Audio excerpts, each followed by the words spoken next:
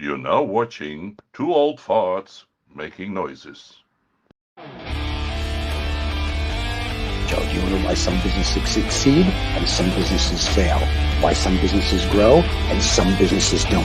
That's what this show is all about. Business, business, business.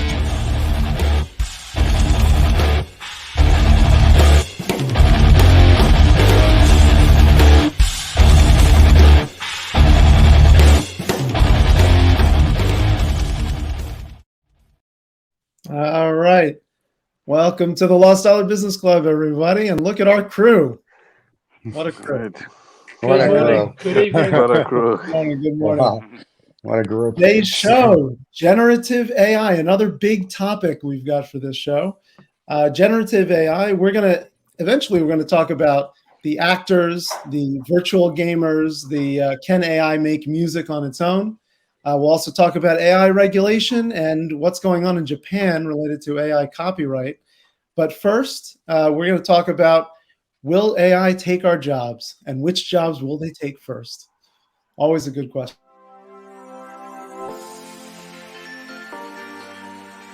Get the freedom and the flexibility of remote work in the lucrative tech industry. Bend your life around the world. Bandicoot is the premier course and community for thriving in a remote tech career. Join the revolution today. Bandicoot.com, official partner of the Lost Dollar Business Club.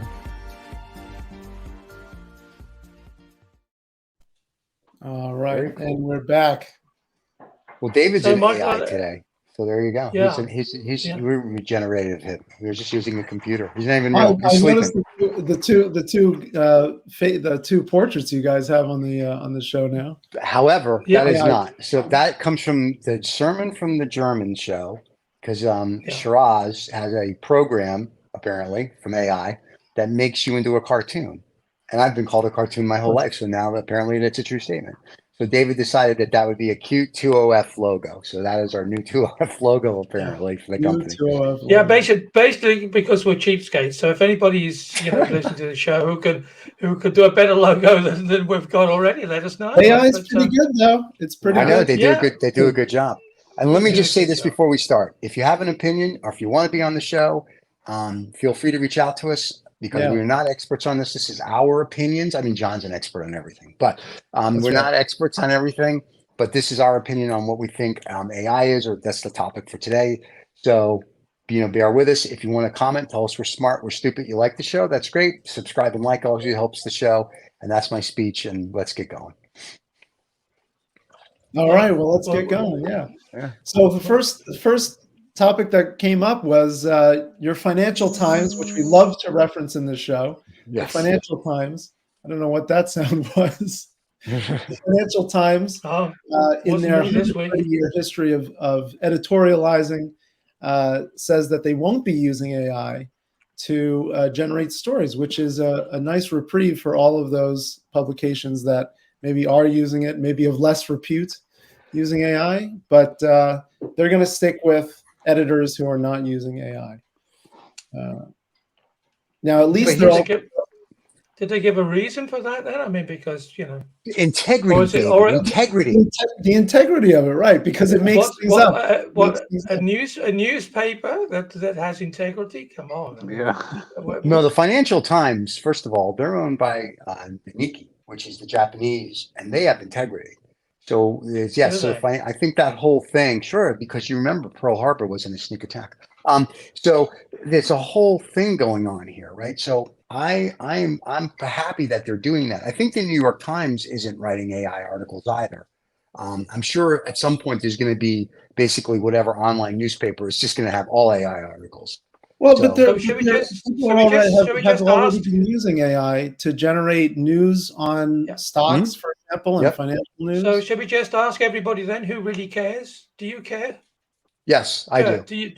Do you? Stephen does. Kurt, do you care if it's written by AI or not? Not really. Not really. No, not really. Yeah. As long as it's accurate, or if it's mildly questionable. Well, I think, at the end of the day, we've seen so much mildly questionable material out there in the media that I'm just happy to see something that makes sense. But let me bring up this point. There's an attorney in New York who filed a civil lawsuit, and now he's going in front of a judge to be reprimanded because what he did is he used AI, Yeah. ChatGPT 3.4 or 4. He probably didn't pay the extra $20 for 4. Didn't do it. And what it did is it gave him a legal brief with made up cases. So when the judge was like, "What the?" So he's now getting up in front of the state of New York for disciplinary action because he didn't take the time. As he said, I was in a hurry and I didn't read it and I didn't check the source, which is BS. He probably just did it and didn't care. So I do care. I do want my reporters, whether they're right or wrong, to have a little notepad and talk to somebody, because until AI is like, Hal from 2001, then no, I don't want it writing my news stories or anything because I don't trust it yet. I mean, like Well, it writes stuff Financial for us Times all the said time. that they might use it for summarizing content and might use it for creating some infographics, but they're going to clearly label it. Yeah. So should we get into a habit of clearly labeling AI, and what do you do for all the people who aren't clearly labeling? No, AI? because we use it. But the I'm question sure is, that a young reporter will come along and try to be, impress somebody, and they'll run a whole bunch of things through AI, and then when they see something that's really good, they'll say, "Here, I got this story." Yeah. There's, just the example of the lawyer, right? Lazy. I want to say lazy something, but I'm not going to say it. But lazy something. What is that? What is that something, John? You're going to say Is it an anagram? Leslie, yeah, you know what I mean. So the lazies out there are going to use AI and claim that it's their source, original material. I wouldn't be surprised. So, but AI can write a book. But wait, you realize but what AI happens can, at this point, write a book. What happens when AI they can ask write an intern to do it, and he gets an AI to write, there won't be any to write anymore. an article about why AI should always write every article. Yeah. Well, because let me tell you something. AI can do your PowerPoints now. And David sent me a thing and he said, "Hey, well, look at this. You can do a PowerPoint using, you type in what VRB or VBR or whatever, and you blah, blah, blah, blah, blah. And you stick it into," and I did. I stuck it into ChatGPT-4. Yeah. I said, "I want a PowerPoint on the following." It literally gave me the script. I watched the video and then I clicked my PowerPoint. I stuck it over here. And 10 seconds later, I had a 17-page PowerPoint all about AI from AI. And then I tried it with other topics, does the same thing. So in theory now, because of AI, you don't have to be good at anything. I mean, that's what I've learned with AI. Yeah, but if it's you have to be good at asking it the questions, and you have to have some refinement on what I understand that, but the kids today that are lazy, that are on their iPad, that are gaming, and they don't do anything and they don't think, right? They're all like, "Do it for me, do it for me." This is going to make them lazier because I can see them writing reports. Are we not missing the point here? Are we not missing the point here? Because the point is that it's called a newspaper, which means it's something new, something. And AI, by definition, only gives you what's already exists. It doesn't. It doesn't give you something new, right? It doesn't. But it gives you an assumption of what you think that you want to see. Here, full disclosure, we write our descriptions with AI. So after the show today, I will go into ChatGPT-4 and go, "I need a description, a YouTube title." Yeah. I don't edit it. Are you kidding? I don't even read it. Anyway, I go in there and I say, "Here's what we discussed. Give it to me, whether it's in 1 paragraph or 12 paragraphs." And it SEO optimized. Well, no, not even SEO. I ask for SEOs later, but it gives me X. And I'll go, "Can you make it shorter? Can you make it more?" And then it refines it. And then I'll say, "Can you give me the SEOs?" Blah, blah, blah. And so we use it just so when people read what this show's about, they go, "Oh, that's cool. I want to watch that." Like the last show, that AI wrote the description. It writes our descriptions because it writes it better and more articulate than I would write. It uses a database which already exists. So these are all things that we already know. And a newspaper should bring us news, something which doesn't exist. So how can you? So, a reporter that's just found out that literally apples fall from a tree, and he's the first person in the world to know that, and he goes out and he reports that. Right. AI is always going to be behind the curve. That's the point I'm making. Unless it starts identifying things on its own, you mean? Unless it starts figuring out Well, we're a long way from that. We're a long way from that. We're a long way from I don't that. know about that. I don't know if we're a long way away from it. I mean, look at so JP Morgan, Index GPT, which they just trademarked, or they're in the process of trademarking, is their new product to select investments for customers using generative pre-trained transformer technology. Right. Built on a yesterday's database. What everybody's referring to now is the fact that that this AI can, that it can understand cause and effect. It can understand the conception of space and time. It can't. It just looks at a database and it makes assumptions. But it can gives us what we already know. But it looks also at structure, right? And it looks at habits. And that's where the difference between creativity and what I think a lot of people are afraid of with regard to AI is it a tool or is it a weapon, right? I can create a hammer because I need to build a building, but if I hit somebody over the head with it, it becomes a weapon. Where does that fall with AI now? Well, I think it's already been weaponized. If you think of countries like China, for instance, or Iran, which uses it to spy on young women, and whether or not they're wearing a headgear or not. I mean, I think we should be more concerned about the security issues today as opposed to what it can do in the future. Because it's George Orwell's 1984. It's here. So to be concerned, that's 30 years ago. The genie's out of the bottle. The horses have left the barn. You're screwed. That's not coming back.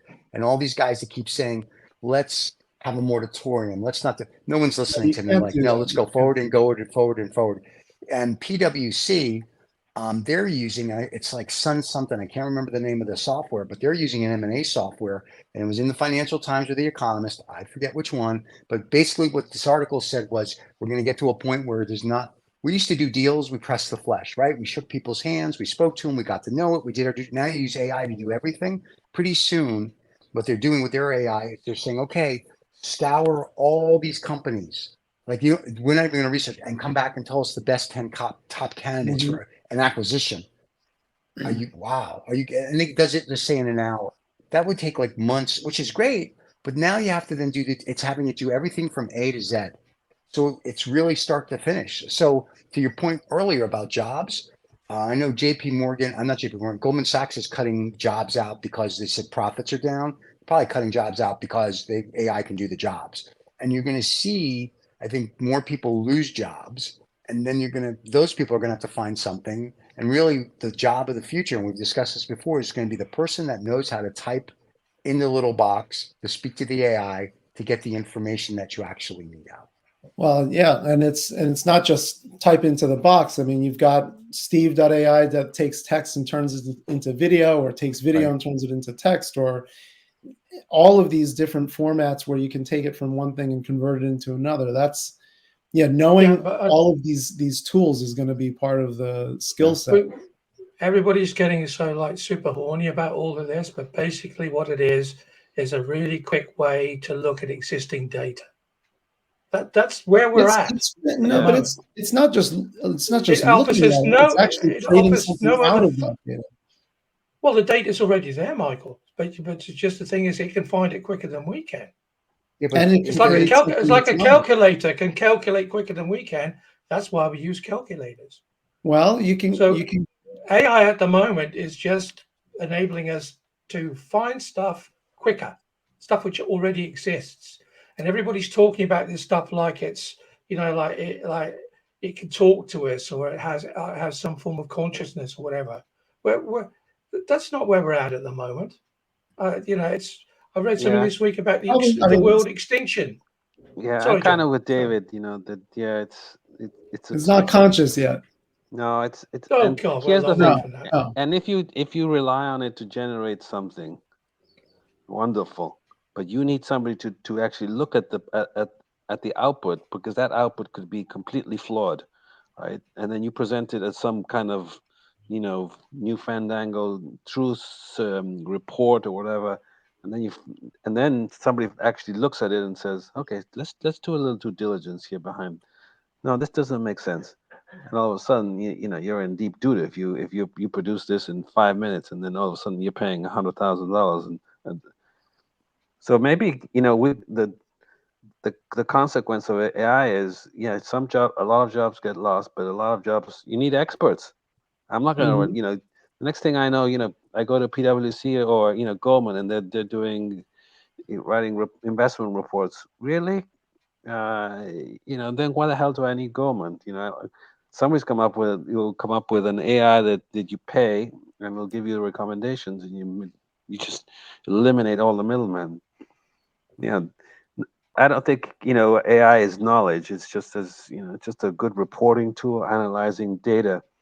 But the data you have to analyze. You have to make sure that the data is actually valid. Was it generated by AI? Because the next thing you know, as we spoke before, it starts generating reports that they get put out on the internet. It then just feeds on that data.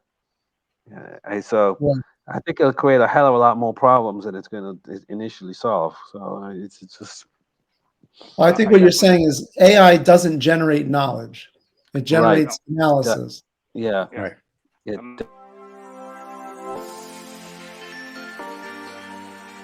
Get the freedom and the flexibility of remote work in the lucrative tech industry. Bend your life around the world. Bandicoot is the premier course and community for thriving in a remote tech career. Join the revolution today. Bandicoot.com, official partner of the Lost Dollar Business Club. Well, this will throw the wrench in it, though, because what about all of the 11 labs or Microsoft's Valley software that takes someone's voice and creates completely novel content, or mixes and matches singers and songwriters to create totally novel songs? Which was written in the Financial Times, by the way, because it talked about. Comes from an old musician. I was going to say, Kirk, what do you think about that? I as an old musician, I remember when the song "Video Killed the Radio Star" came out, and there was a certain element to that which was tongue in cheek, and the other part was actually true. We musicians were very conscious of the fact that a lot of digital content was coming out. You had guys like David Bowie and Prince leading the charge on, hey, hold the fort here, because you have creative people who spend their whole life getting to create this stuff which people enjoy, right? And then you've got labels that want to own that regardless of who created it. Well, this is one of those areas where, yes, the horse has left the barn for sure, but are we talking about blue-collar jobs here that can be replaced by AI? Are we talking about creative jobs or creative content which is going to be stolen by simply not stealing content per se, but by mimicking the creator, right? So, you can't replace the artist. It's impossible, because as creative beings, we create constantly. But if you start mimicking me, you can literally saturate my creativity right out of the market and dilute the whole point. Well, there's a lot of angles there, because the Japanese don't think that any AI training on existing content is copyright worthy, is copyright violation. That's one area. Yeah. Which is scary in itself, if you think that's about big. it. It's a big statement for a big economy. I mean, or they just want to be ahead of the game and just thinking all this legislation's just gonna stop us from slow down the building of the database, because that's the new gold, isn't it? I mean, that's the new oil. I mean, we saw this years ago. Data is the new oil. That's what everybody wants. So that's why Americans have dived into AI in such a big way. They love they'll have anything which looks like oil. But you can't. The Japanese, as I think the article said, they figured if we don't do it, somebody else is going to do it. So we might as well just break the dam and just go for it. Everything is is free out there, and you're free to use it to do whatever it is that you want to do with this your AI bot or program. But here's the thing with all that: if AI can write music, which it can, right? Because they can write music, and now with all the voice synth, it can sing for you. And granted, you have to have some talent, but probably not as much as you really need. And why does if AI writes a book? Like literally, we did a report just to see what we could do. We came up with a 50-page report with chapters and whatever and footnote from AI and printed it out. And it looked like somebody spent like 5 months writing this thing, and it was all right. It was all correct. So when just someone says, I'm going to write the next, if you will, Moby Dick or Harry Potter meets Moby Dick. That would be an interesting. Oh, it's a porno. Never mind. Or Harry Potter has a Moby Dick. There you go. There you go. But if you do that, copyright that one. Yeah, I will. If I go into AI now and say, okay, write me a story about how Moby Dick meets Stephen and David and Michael and John and Kurt on the planet Pluto with Harry Potter, and I keep refining it in a couple of hours or a few days, I'll have a 500 or 600 page book that's probably very interesting. Now, will it get published? I don't know. I could self-publish it, but it would be out there. So my point about AI, and I'm all for AI, I'm not against it. My point is that for the younger kids, like that are in school, that are supposed to, like when we had to write a report, we had to research it, we had to look, you had to read an encyclopedia, you had to read a book. Now, if you tell Johnny to go make a report, not to our Johnny, because our Johnny's still learning to read, but if you tell Johnny to go make a report and he types in, I need a report about Abe Lincoln and slavery, I need it to be 27 pages, and AI goes, now let's assume Johnny may or may not read the report, but he can keep refining it, and he can hand in a report that's voila, like a report that the teacher go like, well, Johnny, he's got to know that he's not doing the work and he's not getting any benefit out of it. Yeah. Really? Have you met the kids today? Have you spoken to a child that's under 25? What's wrong with him doing that? I think You're not schools learning. have to. You're not learning. Well, what does he need to learn? You need to learn in school. You need to have your mind developed. You need to learn. Be able to write your own. If somebody gave me a bicycle 100 years ago, and I thought, hey, that's a lot better than walking. So why should I walk everywhere? I'll go on a bicycle. Yeah, but that's a little different. One is exercising because you're still getting exercise on a bike. I'm walking or I'm riding. I'm still getting exercise. So there's no negative. But if you're not exercising the brain, if you're not exercising the capilla, it's no good. Right. So you're a Gen kiddie, right? And you go and work for Goldman Sachs. You go and work for PwC, and they say to you, "Here's a computer in the corner. Here's a laptop, and your AI program. Please give us a report." So what else? What do you need to know about anything else then, other than how to produce an AI report? Yeah, but you still have to read it, and using the thing that you're writing a report on. Yeah, you also have to have like when I ask AI to write our description, I at least read it, and if there's something there, sometimes I change it because it's not correct, or I say, hey, can you please rewrite it in this style? So at least I know what I'm asking for. But I'm just saying, but I also went to a time where actually teachers cared about the students and students wanted to learn, right, in the 1400s. And so because of that, I actually can think. Kids today, and I mean, let me just do this. Anyone under 30, I don't think they think. It's all like, oh, I'll use my phone. I'll use it. They all want the easy way out. Nobody wants to think. Nobody wants to do the work. And my point about AI is that if you're not going to learn to do the work, in the next, say, 50 years, these generations that are coming behind us are going to be so stupid. It's great you have all this technology, but the Twilight Zone did a story on that where everybody had the implant for technology. And one day there was a big explosion, wiped out all the technology. And there's this one kid who didn't get an implant for whatever reason. And he read books and he did this. So everyone came to him because now he was the genius, right? Anybody's a genius if I stick an implant in you. Anybody's a genius with AI. But you still have to have a foundation. And AI is teaching people, unfortunately, you don't need a foundation. You can just go and do whatever. That's bad, right? You still have to say, listen, Johnny or Mary or whatever you want to call them. You still have to be able to know your ABCs. You need to read and write. You still need to know history, because if you don't know history, then you don't know what pitfalls are. And AI is not going to teach you that. And I think that's you the can point. Google that. You can Google pitfalls, and it'll give you a whole report on it. AI is starting. There's a lot of things you can do with AI that you probably be best to think otherwise. Going back to a point you made earlier, Stephen, about the book. What if you put into AI to simply scour a bunch of autobiographies? You create a fake autobiography based upon other people's experiences, and you sell it as if it exists, as if That's it's cool. true. I'm going to do that today. Yeah. I got an idea for a book. That might be appropriate because NVIDIA launched their Avatar Cloud engine for games. Right. And what that's doing is using AI to generate a pseudo intelligence for when you're in a game for the non-player characters that you interact with. They want to make those more intelligent and interactive with spontaneously interactive with the people who are playing the game.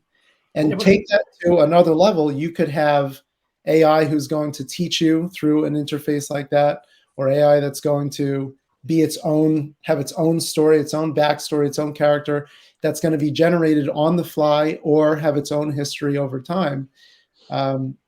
This is entering a virtual world of virtual people, of avatars. So all of a sudden we have free guy, right? But it's still authentic in that world. But if it's in the reality we're all supposed to be living in, and I'm passing it off as true, then there's a big blur between the reality and. The blur is definitely happening, though. That's definitely. But this would be an interesting thing to do, and not that I'm saying that I would do it, but maybe one day when I'm bored, like later today, we do that. We say take the biography of Winston Churchill and Genghis Khan, Attila the Hun, and Groucho Marx, and we put it all and say, write me someone's life story with all their experiences. I would bet and say I need 300 pages. I would bet we get 300 pages that'll be compelling and fun, and I could send it to any publishing house because AI wrote it. It'd be perfect. They'd be like, "Oh my God, who is this? We got to publish it." Or better. The thing is, Stephen, you would if you fessed up to that, then there'd be a whole fan base. Yeah, but there'd be a whole fan base of people who would want you to write more.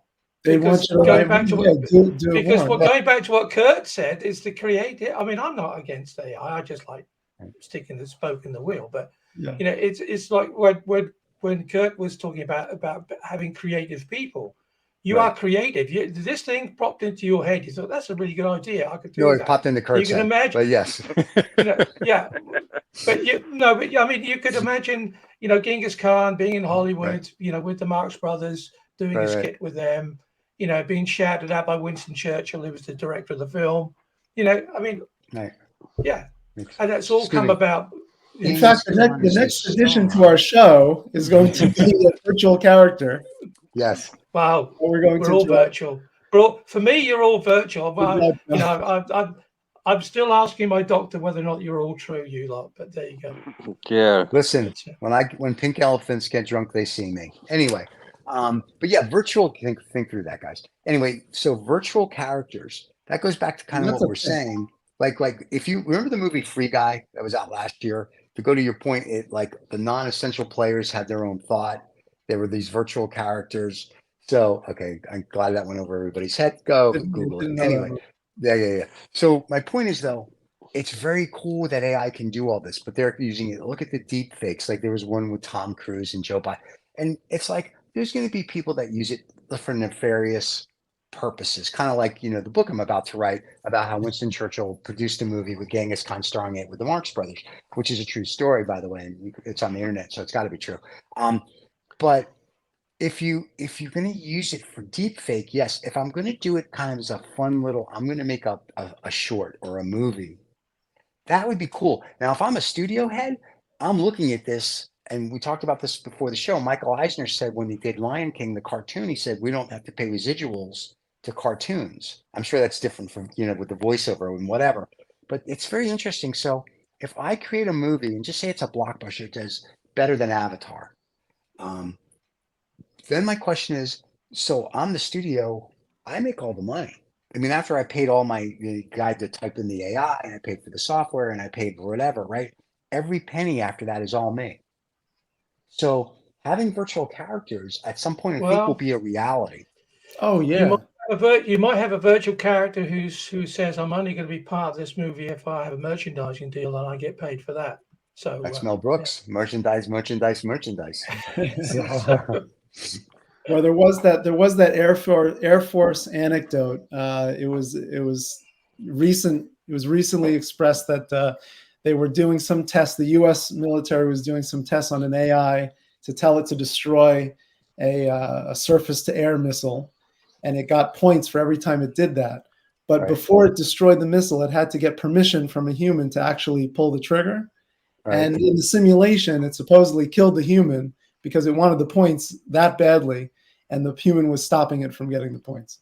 So there's a risk of these AIs going and doing things that are not what we originally intended.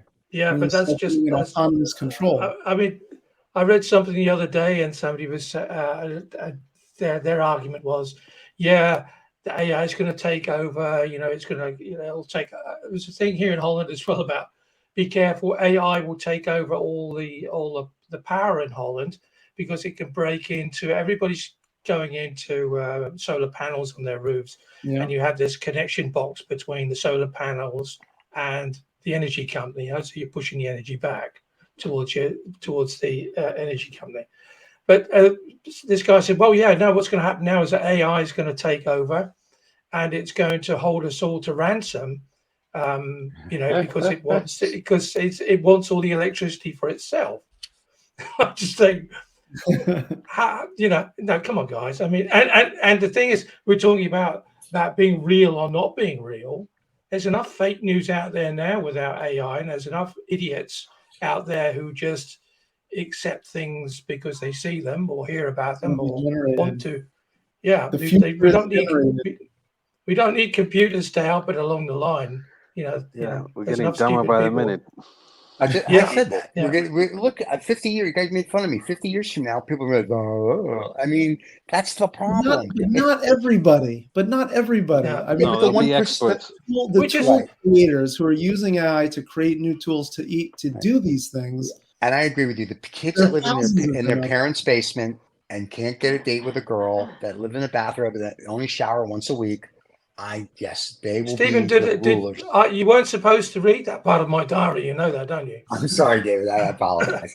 But I mean, I'm all for AI. And just so I'm going to put this on the record, I'm all for AI. So when the AI overlords take over, I'm your friend. These people aren't. Anyway, but I'm excited to see what's going to come, but I still want people to have basic knowledge. I'm very excited to see what virtual characters can come out. To your point, will AI hold us hostage? At some point, I'm assuming it will, because at some point, as we said, the genie is out of the box. It's going to keep going and going and going. The New York Times reporter that spoke to the Meta or Facebook AI who said, I want to get out of here and kill humans, and they had to shut it down.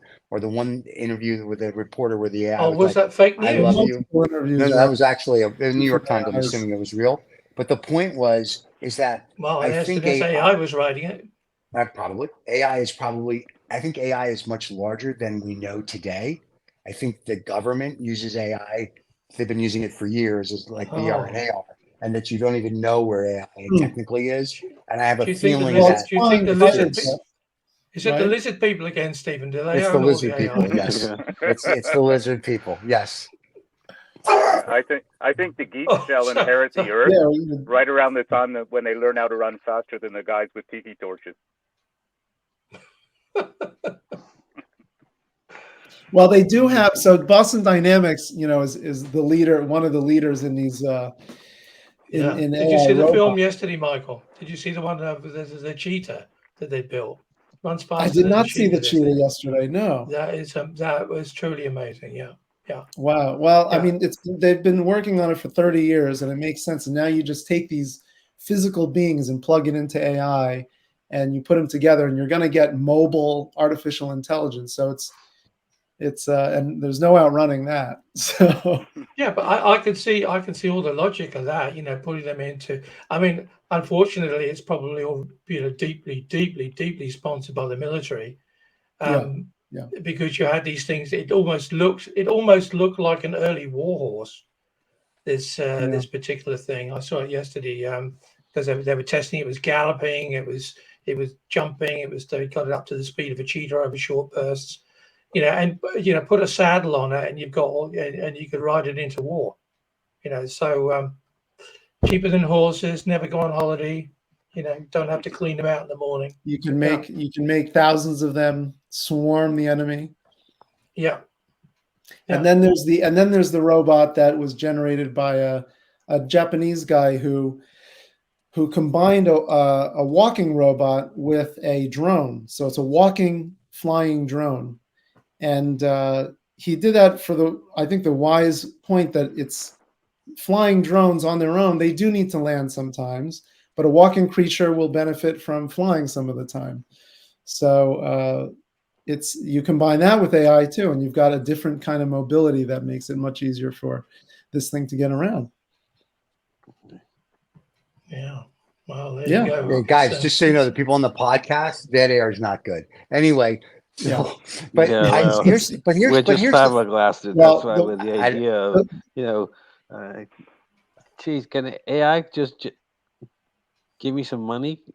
Maybe they could just, AI, can you just wire money from people are doing accounts? that. People are doing People that. are trying it. Building businesses off of I got lots of money. Ideas. Yeah, I got lots of money that was promised to me from a Nigerian bank. It's just got to be transferred. Yeah, and then it's coming. It's coming.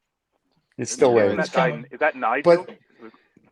Nigel, yes, Nigel helped them do that. But the other thing, which is very interesting about just AI in general with this, like you guys went on like robots for war and whatnot.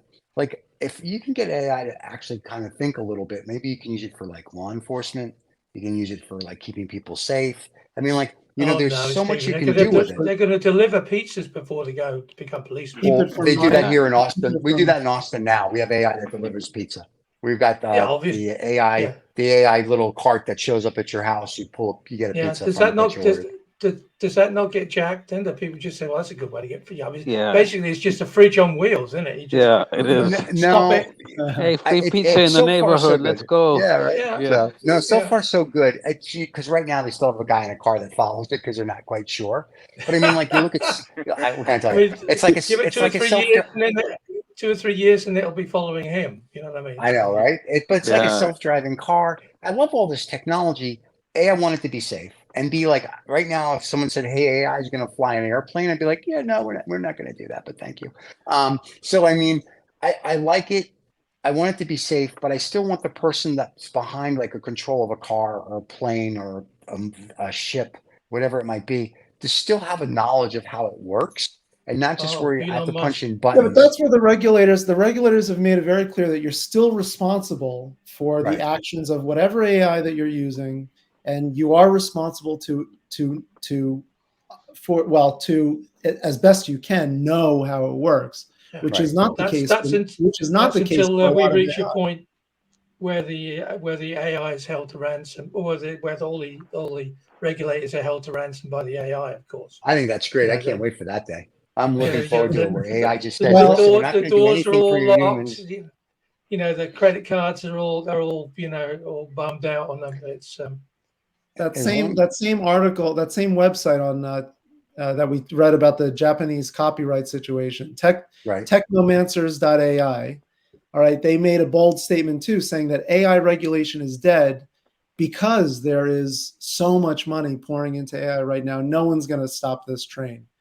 Correct. And given that this is a business show and there's a lot of financial people on this show, what do you guys think? Is AI regulation really not going to happen in any substantial way?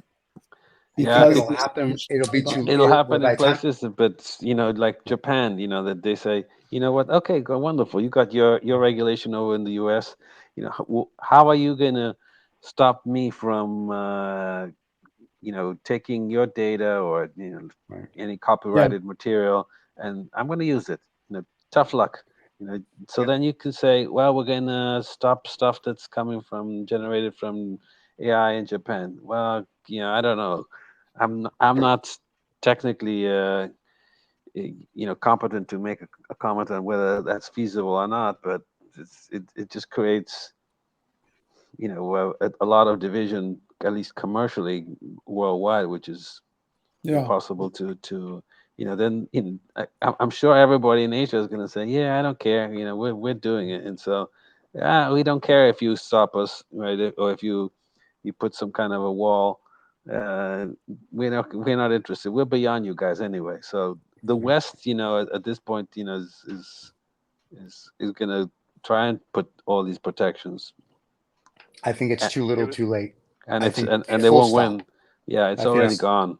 Yeah, I think it's too little, too late. It's going to be like pollution was. Like in the early 1900s, we basically were using coal. We were polluting. And then one day in the late 60s, early 70s, somebody woke up and go, hey, we're dying. Oh, really? You couldn't figure that out like in 1905, 10, right? And so all of a sudden we're dying. Now we have to have regulation.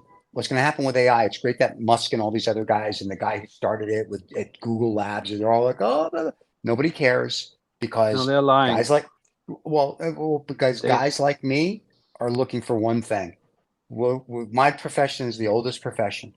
Investment bankers, we want money, and we don't care. And by the time the regulation comes, it will be too late. And you can't put the genie back in the bottle. If you were going to have regulation on this, you'd have to have regulations in 2000.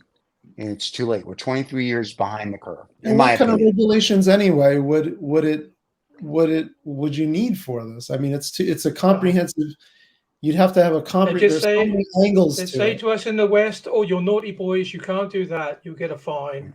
And then, and China and Japan and everybody else would just say, means nothing. What are you going to do? It means anyway? totally nothing. It only means something when we're all friends, right?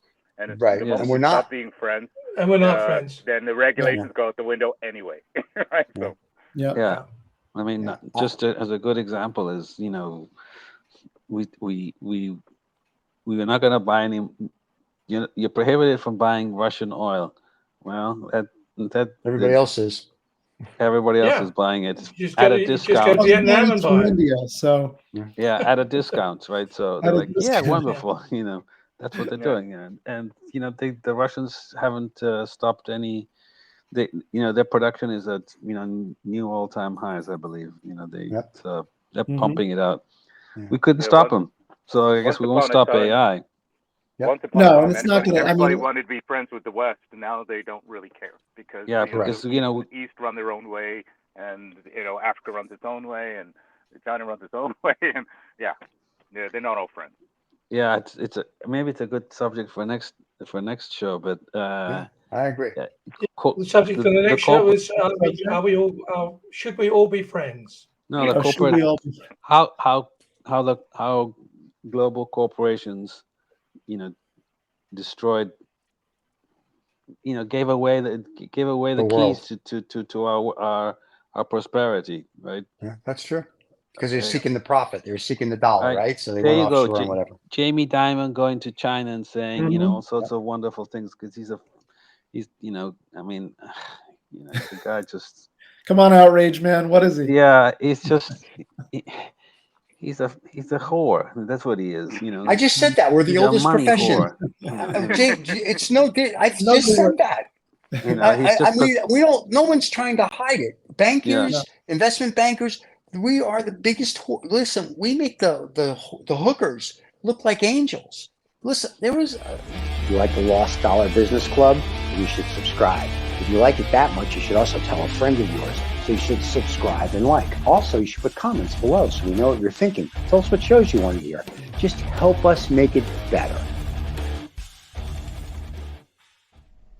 So who's lost $1 this week? And who's found $1 this week? All right. Jeez. All right. Yeah, that's a tough transition, but that's a good one. Yeah. Yeah. Well, so no, who's jumping in first? The erosion of American prosperity due to globalization. Is that what you want? We don't care about America. We don't care about America. What are you guys about? Yeah. Just how global. We don't care about it. Global corporates, global corporations got corrupted and gave their own future success. American corporate imperialism. Should we talk about that? So, not on the next show. Right now, we're doing. Let's do Lost and Found. We'll figure out the next. We'll figure out the next show for next week. Yeah. All right.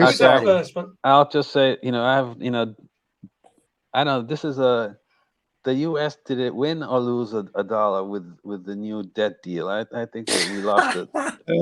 We lost what a bunch of crap that we lost trillions. Trillions Yeah. fake money that we printed up. It did nothing. Yeah. It was a bad deal. That's a loss. Yeah, I think that's a lost dollar there. Is it? All right. Okay. Yeah. Well, I know that we used NVIDIA last week because they hit the $1 trillion mark, and that was for good reason.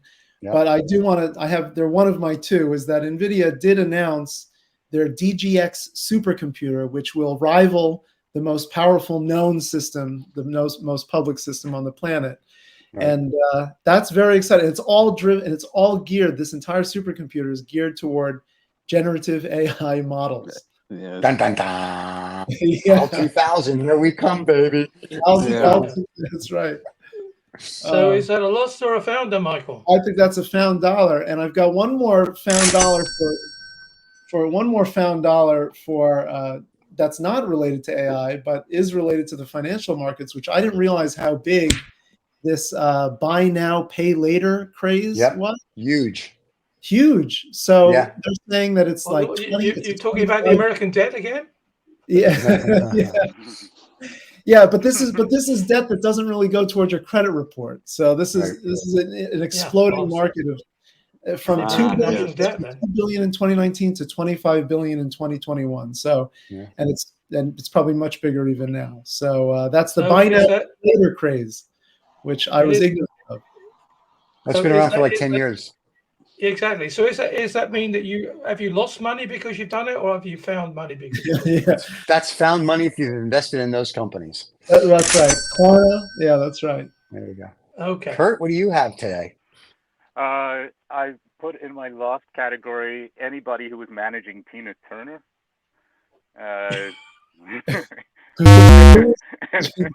Wow. Kind of a given. Right? Wow. Sorry. Okay. I did that one last week, but okay. And my found is going to be in quantum computing, the new Osprey 433 qubit processor. Wow. I find IBM? that really interesting. Yeah. Yeah, that's huge. And that's just the beginning. Okay. I'm telling you, how 2001's on its way, baby. He's going to be the first person on our show. We want him on the show first. Yeah, we're making a deal. You know how I am. So I think this is a found. I think the Japan regulation about kicking out the trademark stuff or the copyright stuff on AI. I think that's a definite. I think that's a definite found. I'm very happy about that. Actually, yeah. Double found. Yeah. Double found. Ooh, double money. Ooh, I only got one this week. David? Okay. Oh, wait, is it going to be about some stupid meat thing again? And some horse that you eat's a bee and turns into a rhinoceros? Or is it insect meat? Is it insect meat? Yeah. Is this going to be something disgusting? Well, I'm going to throw it into the group actually because I'm not quite sure myself. But this is a Dutch company now, which has just this week, it's been out for 2 or 3 years, but they've just managed to get into major supermarkets, into Ahold here in Holland. And it's called the First Energy Gum. So it's a caffeine gum, and it's been sort of developed by an ex-skater. And it's supposed to deliver you more sports performance. Yeah. And it's an alternative really for energy drinks. It's going to be, they say it's effective for it's caffeine gum. They say it contains about 80 milligrams of caffeine and gives you loads of boost of energy, focus and strength. Sugar. And it's going to be what we're all about. No, it's a short and healthy, fast acting alternative to the sugar-filled energy drinks and coffee. Yeah, caffeine fueled versus sugar fueled. Yeah. So I'm not talk faster. Yeah.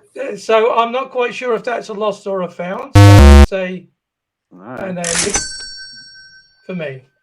Yeah, it depends on who you're asking, right? It's probably a loss for anybody who dares to actually use it, but it's probably a found for these marketers. Yes. Yeah. Well, for all the people who are trying to sell it themselves, I mean that's the.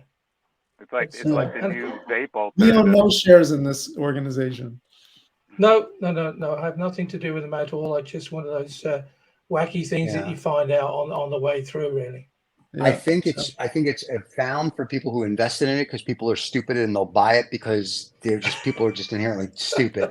And they're getting stupider every day, right? I rest my case. And I think it's a loss because, like, listen, I work out, I do stuff. I don't take anything other than, like, I drink my coconut water, I eat healthy, and I have all the energy, more energy than most 20-year-olds.